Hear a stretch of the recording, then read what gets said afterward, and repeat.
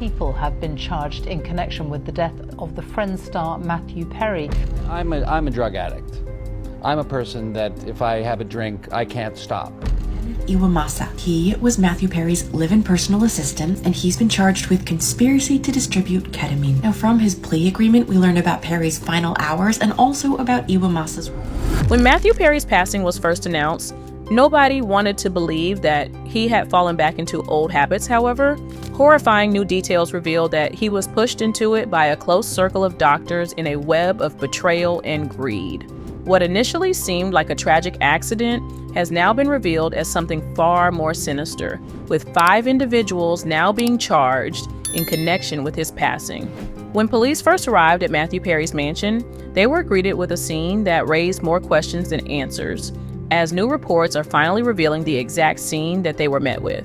The actor's master bedroom suite was allegedly a complete disaster, as a source was able to share details from when he first arrived on the scene. The room supposedly looked like the aftermath of a chaotic binge, with clothes thrown everywhere and towels left carelessly on the floor. It was a disaster, the source described it. The master suite looked like someone was in the middle of a long bender.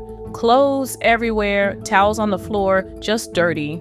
In stark contrast, the rest of the house was described as extremely clean, almost as if the mess was intentionally kept to that one area, the source speculating that nobody was allowed to see the room.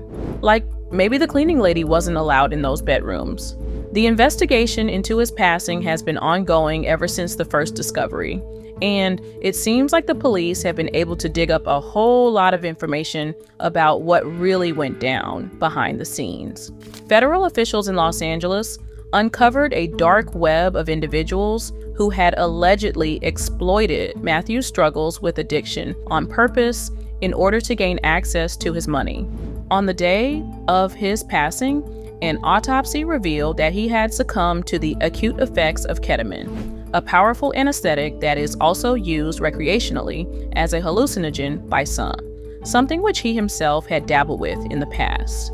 This revelation led to a wider investigation that ultimately resulted in the police charging 5 different people who were closely connected to Matthew and who are believed to have played direct roles in the events leading up to his passing.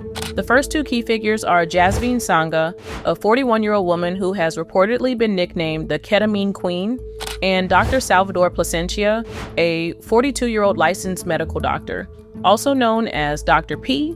Both were arrested and charged in connection with Matthew's death, with Sanga accused of selling the exact batch of ketamine that ultimately led to Matthew's overdoses. Dr. P was then accused of likewise being responsible for the distribution of the drug, as they are both believed to be a part of an underground network that specialized in supplying large quantities of ketamine to clients like Matthew.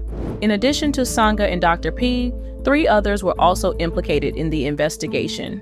Dr. Mark Chavez, a 54-year-old licensed medical doctor, admitted in court documents that he had sold ketamine to Dr. P, fully aware of what the substance would be used to in relation to Matthew Perry. Eric Fleming, also 54, also confessed to being the middleman who distributed the lethal doses to Matthew, again fully aware of what would be done with it. The final person charged is Matthew's live-in assistant, 59-year-old Kenneth Iwamasa, who admitted to giving Matthew the ketamine on the day of his death and who was the one to ultimately find him at the tragic scene. During a press briefing, U.S. Attorney Martin Estrada made the situation very clear as he spelled out exactly how serious the situation is for everyone involved. He was quoted saying, "These defendants took advantage of Mr. Perry's addiction issues to enrich themselves. They knew what they were doing was risking great danger to Mr. Perry, but they did it anyway." He was also able to share that Matthew started falling back into his addiction in the fall of 2023 because of the individuals around him, as they were seeking to take advantage of him for their personal gain. Dr. P worked alongside Dr. Chavez to obtain the ketamine that his assistant Kevin was to then share with Matthew. And according to the records, the culprits worked together to sell him 20 vials of the substance over 2 months for $55,000 in cash.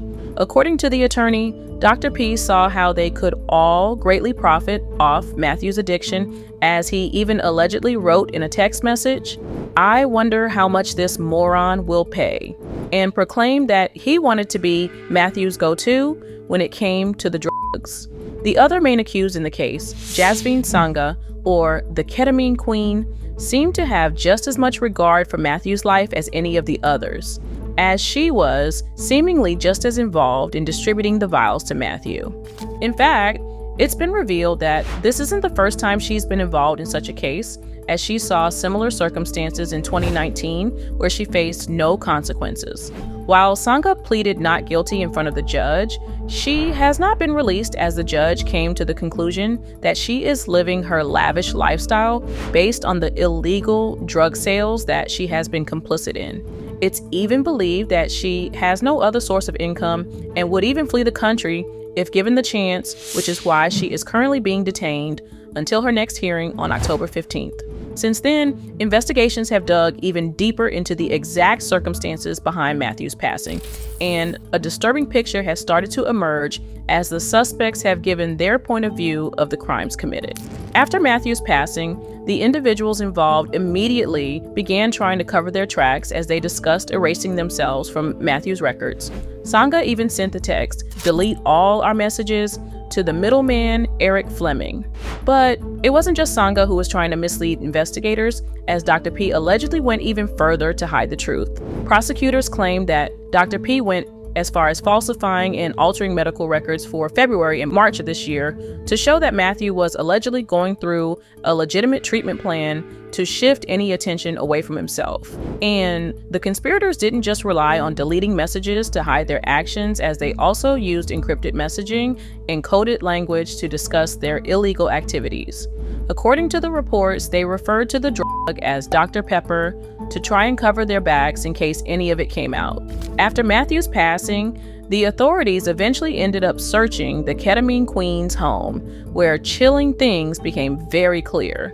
Sangha's home was allegedly a selling emporium, as it was full of not only ketamine but also other substances and scales for weighing the D's, as well as ledgers documenting her sales. This was a huge operation that the police weren't necessarily expecting to uncover. However, it quickly painted a very clear picture of Matthew's case, as it speculated that Dr. P's stock was becoming too expensive for him, which is why he instead turned to Sangha's emporium. A jury has since decided to charge both Dr. P and Sangha with conspiracy to distribute ketamine and the actual distribution of the drug. Dr. P is also set to face more charges for altering and falsifying records, as it only added to the seriousness of the situation. The potential penalties for these crimes are severe. Dr. P could face up to 120 years in federal prison if convicted on all counts, while Sangha could spend the rest of her life behind bars. While Dr. P and Sangha await trial, the three other individuals charged in connection with Matthew's death are in various stages of plea agreements. Dr. Mark Chavez, who admitted to selling the ketamine to Dr. P, has agreed to plead guilty to one count of conspiracy to distribute ketamine, which would earn him up to 10 years in prison. Sangha's middleman, Eric Fleming, and Kenneth Iwamasa, Perry's assistant, have also signed plea agreements. Fleming, who distributed the fatal batch of ketamine, pleaded guilty to conspiracy to distribute ketamine and the actual distribution which resulted in Matthew's passing. This could earn him up to 25 years in prison. Meanwhile, Matthew's live-in assistant Kenneth was the one to give Matthew the final dose on the day of his passing, as his agreement involved giving a play-by-play of Matthew's final hours. According to him, he had injected him with one dose at 8:30 a.m. by Matthew's request, and then continued to give him several throughout the day, one at 12:45 p.m. while watching a movie, and then another while preparing the jacuzzi where Matthew allegedly asked for a big one. According to Kenneth, he was asked to go run some errands for Matthew right after giving him the final dose, as he left him to his own accounts in the jacuzzi. And then later found Matthew face down in the water as he returned home from the errands.